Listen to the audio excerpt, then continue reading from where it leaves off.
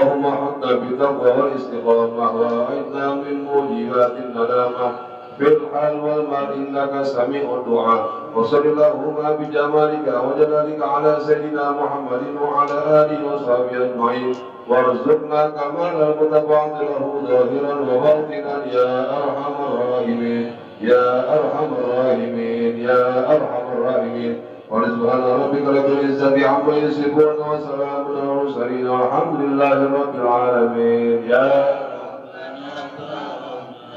بأننا ضربنا وأننا أسرنا على النظر أسرنا واكتب علينا دعبا تغسل كل هوبا واستر لنا الأوراد وعامل روعات واغفر لوالدينا ربي ومولودينا والأهل والإخوان والسعين الهلان وكل ذي محبة أو جيرة أو صحبة والمسلمين أجمعين آمين. ربي أسمع فضلا وجود من لا باعتصام منا بالمصطفى رسولي نحظى بكل صلى وسلم ربي عليه أدى الحمد وآله وصحبه عداد تاسيس به والحمد لله في الفضل والتداهي.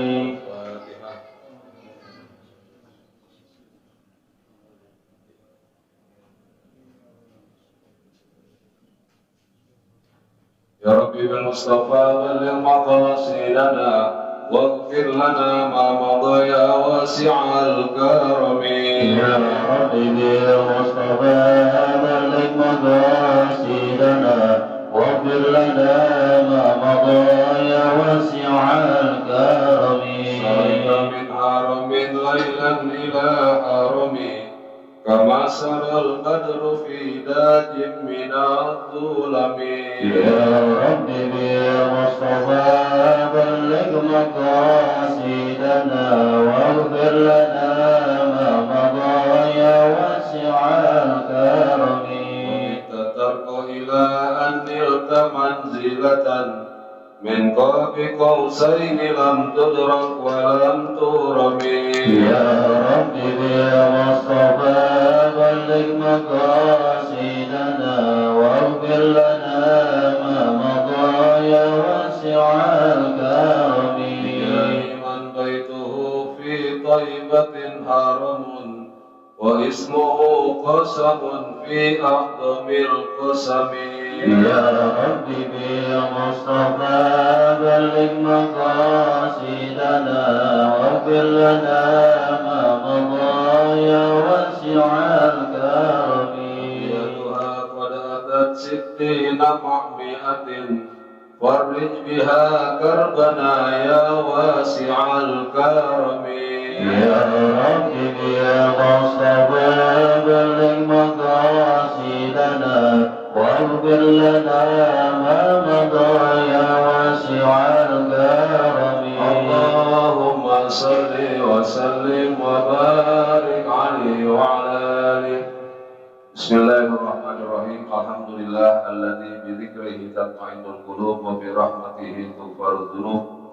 ثم الصلاة والسلام على نبينا وإمامنا وحجتنا ومولانا محمد الفاتح لما أغلق والخاتم لما سبق ناصر الحق بالحق والهادي إلى صراطك المستقيم وعلى آله وصحبه حق قدره ومقداره العظيم. اللهم أخرجنا من ظلمات الوهم وأكرمنا بنور الفهم وافتح علينا بمعرفة العلم وحسن أخلاقنا بالعلم وسهل لنا أبواب فضلك وانشر علينا من خزائن رحمتك يا أرحم الراحمين. سبحانك لا علم لنا إلا ما علمتنا إنك أنت العليم الحكيم. رب اشرح لي صدري ويسر لي أمري واحلل عقدة من لساني يفقهوا قولي أما بعد. Alhamdulillah, puji dan syukur kembali kita haturkan kehadirat Allah Subhanahu wa Ta'ala atas nikmat yang telah diamanahkan kepada kita. Malam ini kita dapat kembali melaksanakan kewajiban kita untuk selalu beribadah kepada Allah Subhanahu wa Ta'ala. Mudah-mudahan seluruh ibadah kita menjadi ibadah yang diterima oleh Allah Subhanahu wa Ta'ala. Kita lanjutkan kajian kita. Malam ini kita bahas tentang al-khusyuk fi kulli shalah, tentang khusyuk di dalam tiap-tiap sholat. Apa itu khusyuk? Sukunul a'dha'i ma'a huduril qalbi wa tadabburil qiraati. Khusyuk itu diamnya anggota badan disertakan dengan hadirnya hati dan membaca Al-Quran dengan penuh penghayatan dalam sholat. Orang yang ingin mempersembahkan sesuatu yang terbaik untuk rajanya, tentunya dipastikan sesuatu itu sempurna. Kalau kita seorang raja, permaisurinya meninggal, lalu raja bilang kepada seluruh pengawal atau para menterinya, tolong carikan saya gadis untuk menikah, karena permaisurinya meninggal. Tentu orang-orang akan berlomba-lomba mencarikan gadis yang baik, cari yang paling cakep, yang hidungnya, yang matanya, yang tingginya sekian. Dipersembahkan kepada raja sosok gadis yang sempurna. Tapi kesempurnaan gadis itu, gadisnya nggak bernyawa, udah mati. Kira-kira raja dari mana? Bangke buat apa? Nggak diterima. Atau yang kedua, dipersembahkan orang yang bernyawa, tapi udah hitam, pendek, pesek, keriting lagi gitu kan, kurang menarik. Ada nyawanya tapi nggak menarik. Raja juga bilang, enggak, bukan selera saya tidak akan terima. Jikalau sholat itu persembahan kita kepada Yang Maha Raja, maka pastikan sholatnya sempurna. Apa yang sempurna? Gerakannya, bacaannya, rukunya, sujudnya, semuanya sempurna. Syarat dan rukunnya sempurna. Tapi jangan lupa, kasih dia nyawa. Kalau sedang sempurna gak ada nyawanya, maka persembahan itu pun ya akan ditolak sama rajanya. Ruh itu adalah kehusyukan. Orang yang di dalam sholat ada kehusyukannya, maka dia telah mempersembahkan untuk rajanya yang sempurna dan bernyawa. Kita kadang-kadang rukunnya nggak sempurna, nyawanya juga belum tentu ada. Nah, bagaimana caranya supaya rukun yang telah kita pelajari bersama kita kerjakan sempurna dan kasih nyawa? Nah, nyawanya kehusyukan. Wa kullama tafallata minhu ahadahu wa talabahu. Di waktu kita sholat, di saat kita lupa kepada Allah, buru-buru ingat lagi, lupa lagi, ingat lagi. Katakan kalau isya itu 4 rakaat, dari mulai takbir sampai salam, nggak bisa standby ingat Allah di 4 rakaat, nggak apa-apa. Ada saat-saat yang begitu lupa, ingat lagi, putus-putus namanya. Kita punya famili ada di daerah, di Kalimantan, di pedalaman, kita ngobrol sama dia. Kalau nggak ada sinyal, kira-kira bisa nyambung nggak? Nggak nyambung, nggak ada komunikasi, karena nggak ada sinyal. Kalau putus-putus masih nyambung nggak? Masih nyambung. Apa? Masih nyambung. Dia ulang lagi kalimatnya, masih nyambung. Karena dengan nggak ada sinyal, dengan putus-putus. Dengan putus-putus.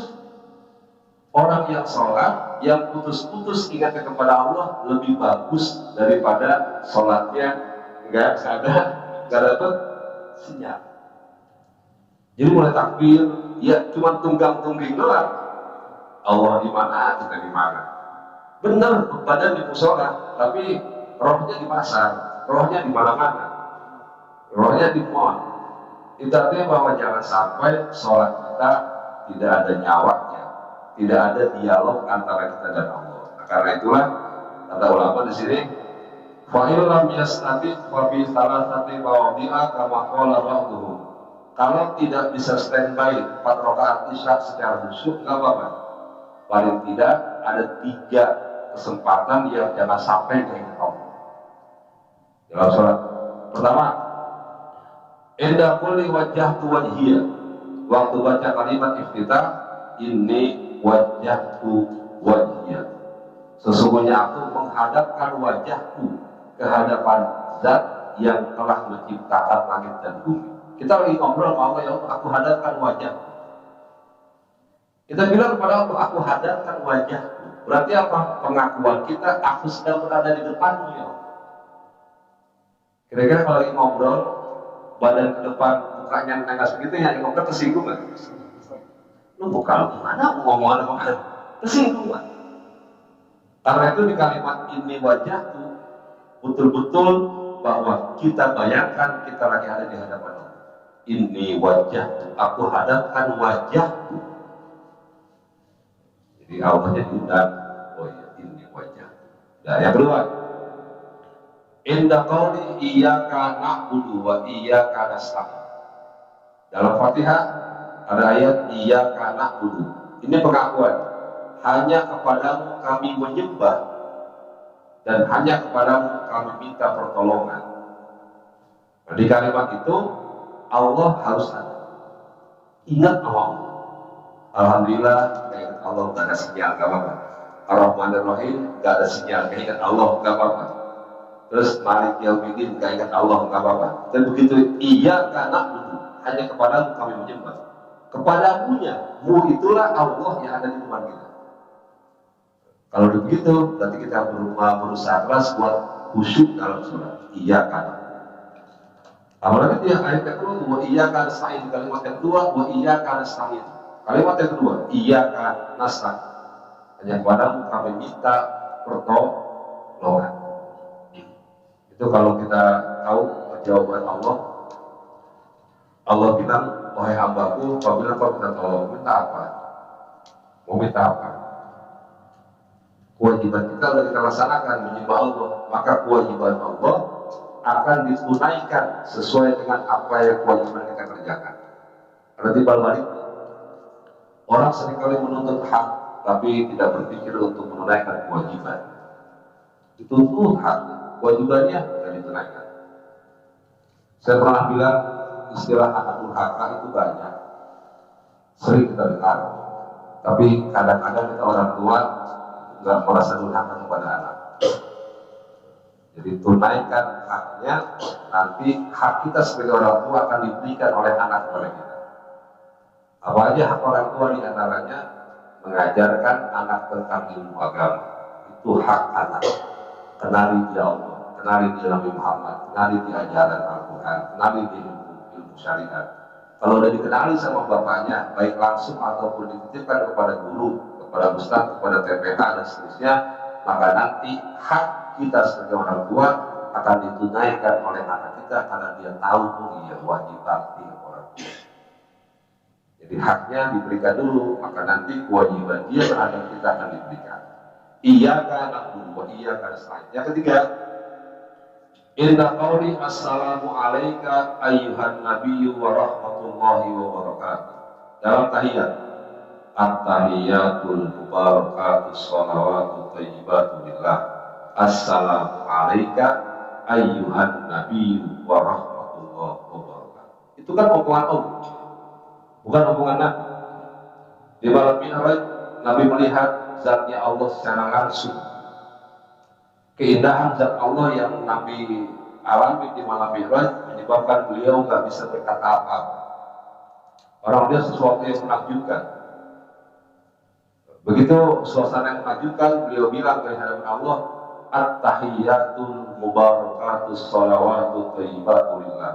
Salam sejahtera untukmu ya Allah, penghormatan, keberkahan, rahmat yang sempurna hanya milik Allah. Itu kata Nabi.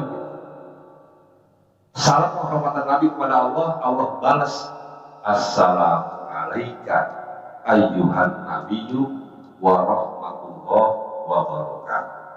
Salam sejahtera untukmu wahai para nabi, rahmat dan keberkahan Allah terlimpah. Itu jawaban Allah. Ya, karena itulah di waktu bilang assalamu alayka, kalau bisa ingat Allah. Di tiga kesempatan itu aja sinyalnya dulu ada. Kalau di 3 kesempatan itu sinyalnya nggak ada, berarti kita kagak nyambung. Kalau nggak nyambung, maka 2 kerugian kita. Pertama, habis bayang nggak ada ketenangan. Nah, karena apa? Nggak terjadi dialog antara kita dan Allah, nggak tenang gitu. Yang kedua, sholat kita tidak akan menjadi benteng buat kita untuk tercegah dari perbuatan keji dan munkar. Kira-kira adakah orang yang sembahyang dosa ada? Banyak. Mau pulang sembahyang kalau sendal ada. Padahal pulang sembahyang di musola dibuka kotak amal ada? Ada. Padahal pulang sembahyang. Berarti sembahyangnya bagaimana? Kok sama sekali nggak membuat kita tercegah dari perbuatan keji dan munkar? Berarti apa? Sembahyangnya kagak nyambung karena fungsinya. Yang kedua, bahwa sembahyangnya benar-benar cuma gugurin kewajiban. Minimal kan ya, pertimbangannya jangan sampai begini. Oh Ustaz, saya kan udah khusyuk dalam sholat, terus saya nggak sembahyang daripada percuma nggak khusyuk, nggak nyambung. Salah juga begitu. Kenapa salah? Kalau kita sholat, kemudian kita melaksanakan yang Allah perintahkan, paling tidak gugur kewajiban kita. Mengenai ketenangan, tercegah perbuatan keji dan munkar, itu nomor 2. Yang penting kerjain aja tuh. Orang beramal belum bisa ikhlas, jangan jadi beramal. Sebaiknya mau sholat, udah teriak, sholat di rumah aja. Kalau takut teriak mau sholat, takut teriak dia berjamaah, selamanya dia ikutin, maka selamanya dia gak akan pernah mau sholat karena takut teriak. Pengen sedekah, takut teriak dan gak sedekah. Itu kan budaya setan. Jangan jamaah sholat, apa lu riak kan percuma. Pertama riak, kedua tinggal dikit riaknya, ketiga riaknya habis karena udah rutin. Baru tuh subuh sholat kita umpama itu perasaan kita dilihatin orang, sholat. Perasaan dilihatin orang, perasaan kita doang. 1-2 kita datang, udah mulai berkurang tuh, udah mulai biasa. 1/3 kita jamaah di musola, udah ada tinggal dikit riak. 1/4, 1/5 udah hilang riak. Maka orang yang beramal takut riak itu dianggap penghalang amalnya. Maka jangan sampai amal takut riak. Mendingan riak dulu, nantinya akan hilang daripada kita takut riak akhirnya nggak beramal. Kita bakal sendiri riak. Nah,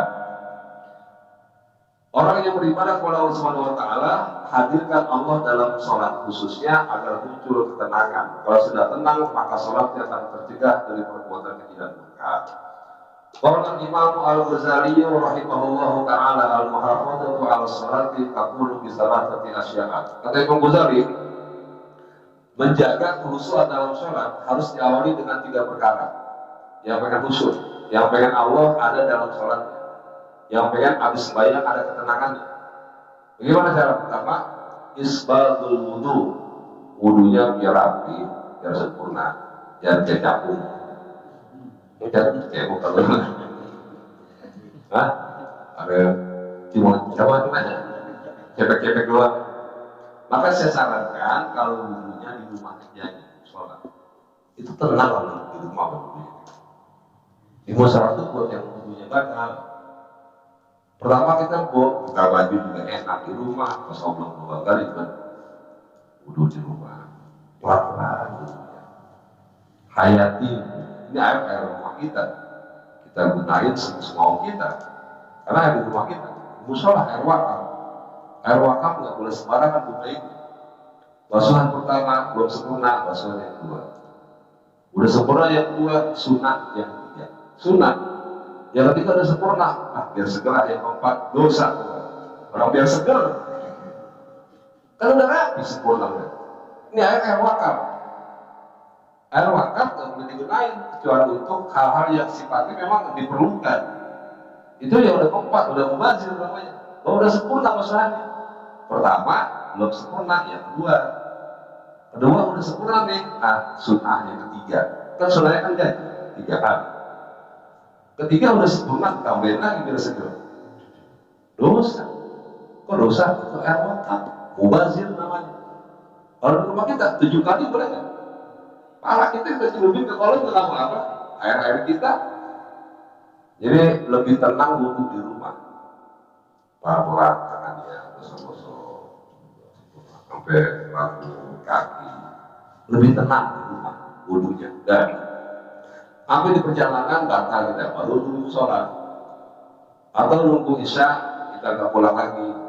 Tadi perasaan belum batal, wudhu lagi. Lanjut itu wudhu, memperbaharui wudhu, nggak apa-apa. Di musola. Di musola itu kalau bisa airnya digunakan khusus buat kepentingan ibadah, nggak boleh buat kepentingan yang lain. Ini motor di musola, saudara di sini ada, ya, ini motor musola, nggak boleh. Kalau musolanya musola wakaf, nggak boleh. Dan sempurna wudhunya. Imam Ali Zainal Abidin, Shahifah Sajadiyah, beliau terkenal orang yang ahli sujud, ahli sedekah, ahli sujud. Beliau ketahuan ahli sujud dan ahli sedekah itu setelah beliau meninggal dunia.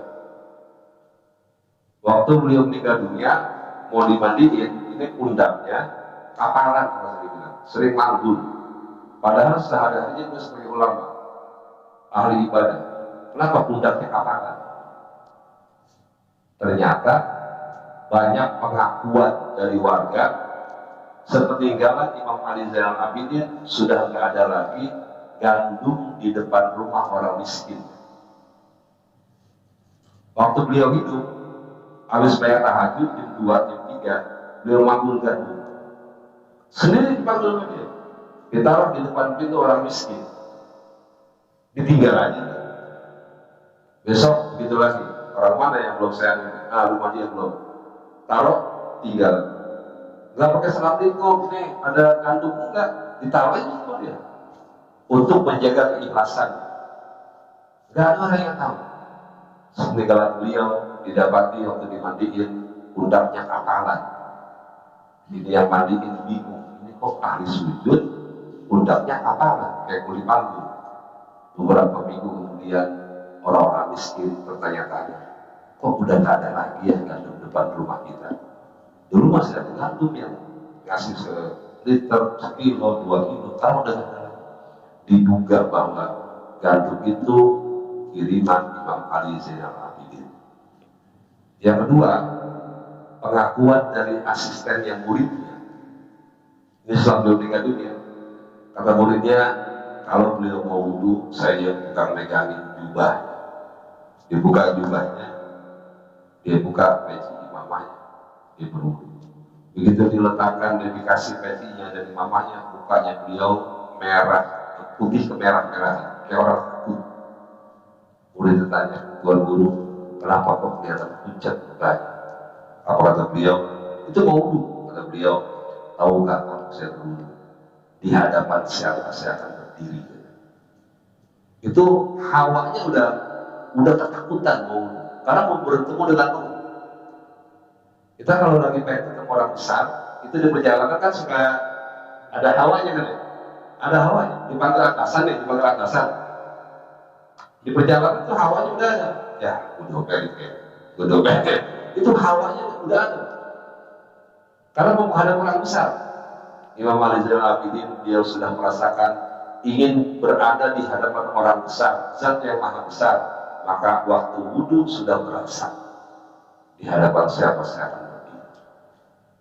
Kita kan nggak pernah begitu. Ya udah kayak cabut. Dan yang kedua, kata Imam Ghazali, al-iktsaru minal adiyati fi salatihi kulliha, memperbanyak berdoa di dalam sholat. Doanya yang banyak. Ini kalau sholat sunnah. Kalau sholat wajib kan bagaimana imam?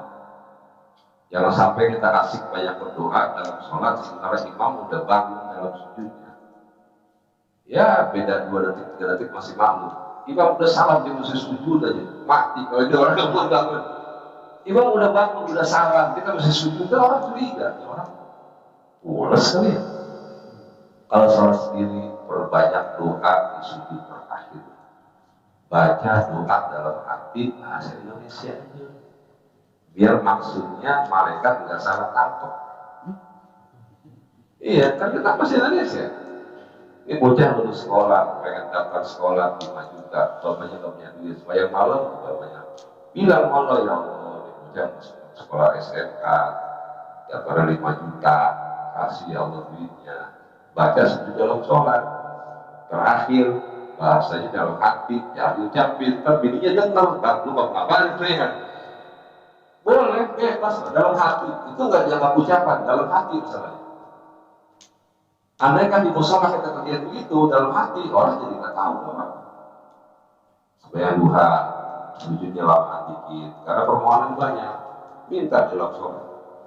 Itulah menggabungkan antara minta tolong dan sholat itu adanya di sujud terakhir dalam sholat. Wasta'inu bisabri wassalat. Sabar dan sholat menjadi penolong buat kita. Maka kesempatan dalam sholat sujud terakhir cerita sama Allah yang kita mau apa, yang kita minta apa di sujud terakhir kita. Pakai bahasa Indonesia aja. Perbanyak doa. Yang ketiga, takalluful hudur, berusaha keras buat menghadirkan hati ingat Allah. Paling tidak itu tadi, di 3 kesempatan. Pertama, waktu kita baca inni wajjahtu. Yang kedua, iyyaka na'budu. Yang ketiga, assalamualaikum ayyuhan nabi. Itu diketahui. Nah, itu pertama. Yang kedua sekarang, at-tazayyun wa tajammul fiha. Dalam sholat disunahkan buat berhias dan memperindah penampilan. Kita kan punya baju-baju khusus. Ini baju buat main sepeda, ini baju buat berjalan, ini baju buat santai, ini baju buat mandiin burung, ini baju buat kondangan, ini baju buat sholat. Itu ada baju-baju khusus. Sekarang pakaian yang bagaimana yang disunahkan dalam sholat? Ini idealnya ya, idealnya. Pertama, lebusul imamah, menggunakan imamah. Apa imamah? Udeng-udeng, udeng-udeng. Yang di kepala, namanya imam. Ustaz, saya pakai sorban, pakai spray boleh nggak? Wih, pakai spray, lihat dikit. Kayak bahan Vespa gitu. Ya, kita nggak punya sorban, pakai spray aja deh. Tampak beja juga nggak apa-apa. Tapi niat pakai imamah, boleh. Saya punya teman dulu dia pengen pakai imamah, sorban nggak punya, kayak aturannya, pakai tali rapi ya, tidak dia. Tali rapi ya. Sunnah pakai imamah. Yang kedua, pakai sholat. Lubsul rida, pakai sorban. Pakai sorban ada 3 cara. Sini di kiri, ada 4, satu di kiri, atau di sini di kanan, atau di kedok ini. Itu namanya rida, sorban. Sunnah juga. Yang ketiga, lubsul jubah, pakai jubah. Ada gamis, ada jubah. Kalau gamis yang baju burung, gamis. Kalau jubah, luaran ya, nggak ada kancingnya. Itu jubah. Orang Arab dia bajunya berlapis-lapis. Ya, jadi pertama gamis, yang kedua jubah. Yang nggak ada kancing itu yang di luar namanya jubah. Itu sunnah. Nah, di masjid suka ada buat khatib Jumat, disiapin jubah biar khatib pakainya putih. Kalau khatib yang belum pakai gamis putih, ya pakai itu nggak apa-apa. Kalau udah pakai gamis putih, baju putih, udah nggak apa-apa, boleh pakai juga. Jubah yang luar, yang kalau kita naik motor kayak Batman tuh, jubah. Yang keempat, lubsul khotam, pakai cincin. Ini dalam sholat nih, pakaian dalam sholat pakai cincin. Kalau ikut Nabi pakai dikelingking, bukan di jari manis kayak kita. Kita kan di jari manis. Kalau Nabi dikelingking, batu yang Nabi sering pakai virus sama jamrut. Jamrut yang hijau ya? Jamrut hijau. Kalau kita enggak, baca yang dipakai, ya nggak apa-apa. Jadi kalau kita pakai sesuatu, ingat sama Nabi, karena Nabi pakai, jadi pahala buat kita. Ah, itu dari Nabi lah. Apaan tuh? Pakai cincin. Di sini kelingking, pahala. Lontar, pakai salon lepas, biar lepas. Yang makruh kata ulama, semuanya kita pakai itu makruh. 10 dipakai dia. Nah, 10 itu buat nabung orang langsung celeng loh. orang apa namanya yang padan semua dipakai yang panjang tuh. Kalau ngepet jatuh tuh orang 10 cukup satu atau dua, ya maksimal dua, kiri satu kanan satu. Bagian perhiasan itu sebenarnya hak dari tangan kiri kita. Bagian perhiasan pakai cincin di kiri, pakai jam tangan di kiri, perempuan juga pakai emas di kiri. Bagi-bagi, ini tangan yang kanan tangan yang mulia, makan pakai kanan, salaman pakai kanan, kasih orang dari mabaran kanan. Ini kan bagian pembersihan. Kiri bagian pembersihan. Ya, ini bagian yang kurang enak lah. Maka kasih dia perhiasan, muliainlah yang ini. Jangan sampai dia ngiri. Lempengan gua gitu. Maka muliain pakai yang ini. Saya karena dulu pernah tangannya akhirnya kalau pakai di kiri, saya jadi ngilu, berasa ngilu. Jadi dulu pernah naik motor jatuh, akhirnya patah dikit. Terus saya dari mulai kelas 3 alinya sampai sekarang saya pakai jam di tangan kanan. Karena emang apa? Masih berasa ngilu. Padahal mah perasaan kita doang. Gak biasa di tangan kiri kalau pakai jam tangan. Ya kalau saudara kasih saya pakai dua-duanya tangan kiri. Nah, jadi sunnah pakai cincin, makanya di kelingking. Kalau ingat Nabi, batunya virus atau jamrut. Terus yang kelima, lo busuk toilasan fi haqqi man yaliku bihi. Pakai toilasan, apa toilasannya? Hudungan untuk mama. Ada kan imam yang begini? Pakai toilasan. Itu orang-orang Saudi, kalau imam masih begini, yang di hubungan kayak idol, pakai ada apa kayak ambang gitu. Itu namanya toilasan. Zaman dulu orang pulang haji pasti pakai begini pulang haji. Masa petasan, dia gagal banget tuh pulang haji. Pakai gamis, pakai jubah, pakai udang, kadang pakai itu, pakai tongkat lagi. Padahal masih muda lagi. Kayaknya dulu seru banget. Iya, zaman dulu tuh. Kayaknya seru banget orang pulang haji. Sekarang orang pulang haji biasa aja, pakai batik. Dulu seru banget. Pakaiannya juga, pakaian Saudi dipakai. Saking bangganya, haji dulu kan susah.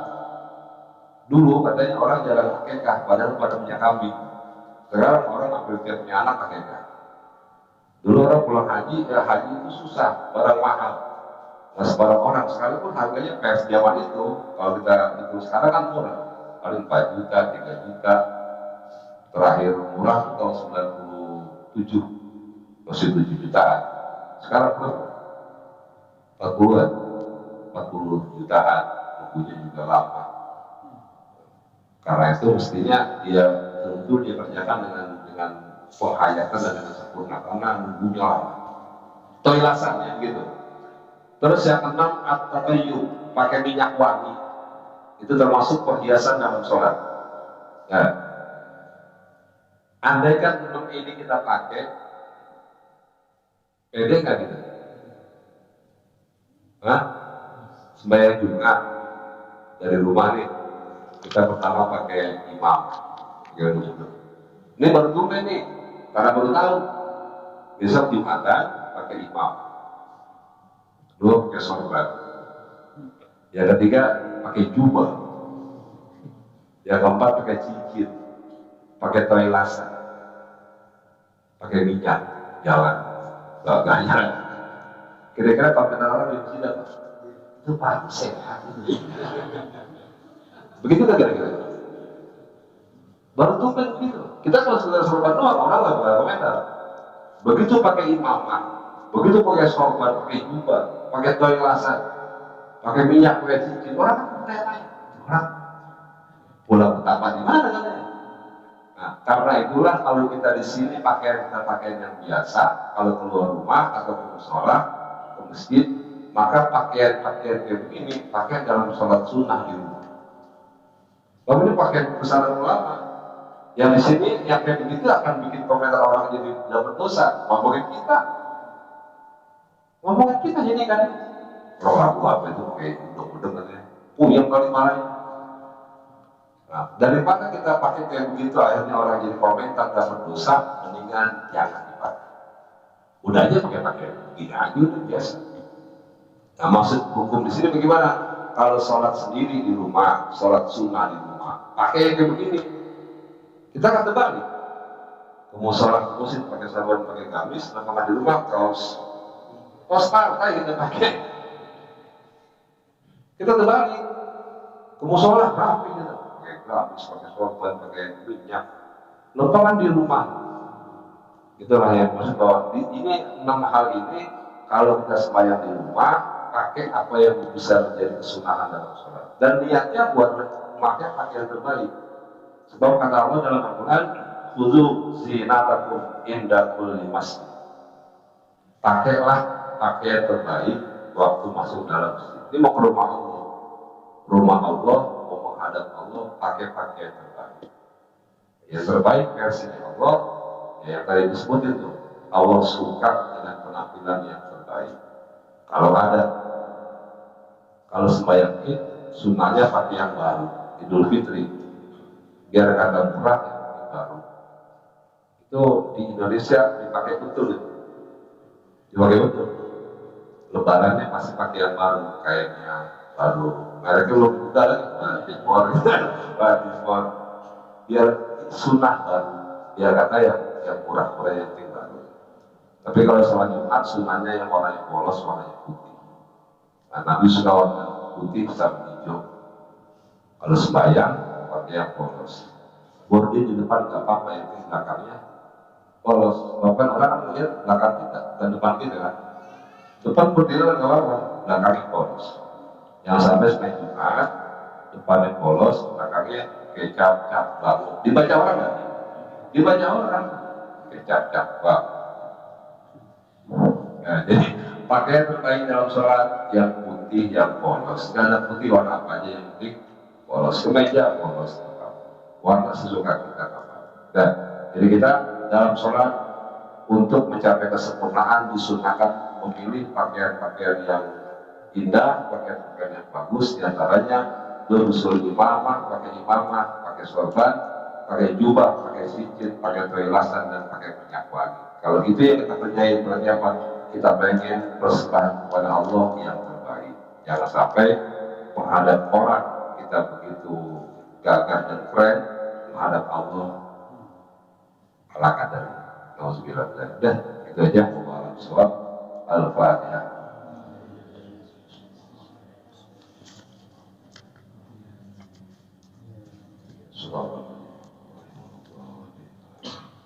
Qala Rasulullah sallallahu alaihi wasallam abdul makhluqu lana wa nabiyyuna min qabli la ilaha illallah la ilaha illallah la ilaha illallah Muhammadur Rasulullah. Kalimatu haqqin 'alaiha nahya wa 'alaiha namutu biha wa insyaallah ta'ala bi rahmatika ya arhamar rahimin. Nahmaduka ya ghafur ya syakur Allahumma shalli 'ala sayyidina Muhammadin wa 'ala ali sayyidina Muhammad.